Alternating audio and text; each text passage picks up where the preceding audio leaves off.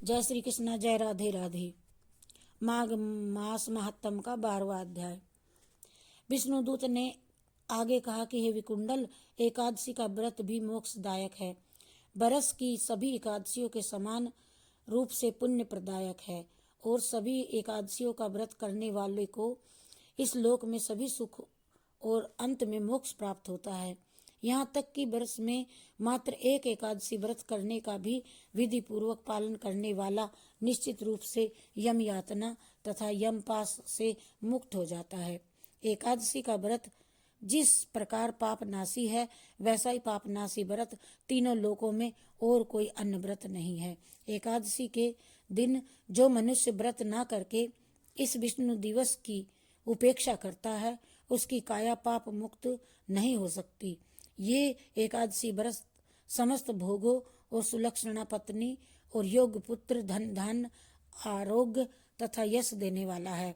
दैहिक और दैविक तापों का नाश करने वाला है। एकादशी व्रत दोनों लोकों में सुख की कामना करने वाले को अवश्य ही करना चाहिए।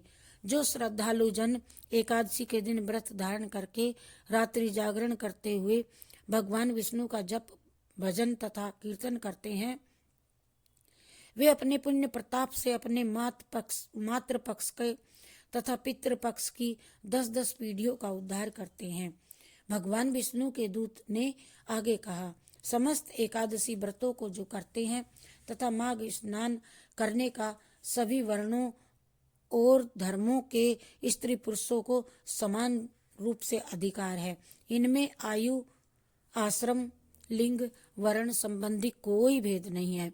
एकादशी व्रतों को धारण करने वाले तथा माघ स्नान करने वाले सभी मनुष्य पाप मुक्त होकर के मुक्ति को प्राप्त करते हैं। अतएव समस्त धर्म प्रेमियों को माघ स्नान और एकादशियों का व्रत एवं भगवान विष्णु की पूजा आराधना अवश्य ही करनी चाहिए।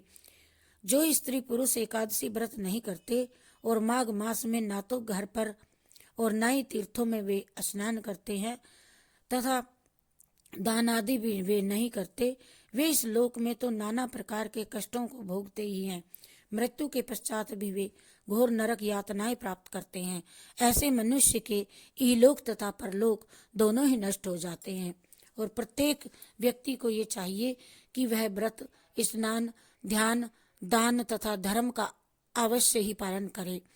स्वर्ग, सुख और ऐश्वर्य की कामना करने वालों को चाहिए कि वे अन्न, वस्त्र, द्रव्य, स्वर्ण, भूमि, फल, पुष्प, तिल, गुड़ इत्यादि का अवश्य दान करें। दान न करने से परलोक में कुछ भी प्राप्त नहीं होता है। अतः प्रत्येक व्यक्ति को अपनी श्रद्धा के अनुसार, सामर्थ्य के अनुसार अवश्य ही दान करना चाहिए। हे वैश्यवर, निर्धन को भी दान करना चाहिए। बड़े मनुष्य दान नहीं कर सकते, गरीब मनुष्य दान नहीं कर सकते, किंतु फिर भी उन्हें अपने सीमित साधनों में से ही और अन्न, जल इत्यादि का दान अवश्य करना चाहिए। यदि दरिद्रतावश, अभागवश या फिर अन्य किसी कारण से दान करने को कोई भी वस्तु उपलब्ध नहीं है, तो याचक का स्वागत अपनी मीठे वचनों से करना चाहिए। जो व्यक्ति दान की शक्ति और सामर्थ्य होने पर भी कृपणता के वशीभूत होकर दान नहीं करते और ऐसे व्यक्ति को कुपात्रों को दान दे देते हैं, नाना प्रकार के कष्टों को भोगते हैं तथा संकटों और चिंताओं से सदा ग्रसित रहकर सदैव वे अशांत बने रहते हैं। अंत में विष्णुदूत ने कहा, हे वैश्यवर, तुम मुझसे अपनी किस शंका का समाधान चाहते हो अथवा और क्या सुनना चाहते हो, स्पष्ट रूप से कहो। इति श्रीपदम पुराणे माघ महात्म्य में 12वां अध्याय समाप्त। हरि शरणम हरि शरणम हरि शरणम हरि शरणम हरि शरणम हरि शरणम हरि शरणम हरि शरणम। माघ मास महात्म की जय हो।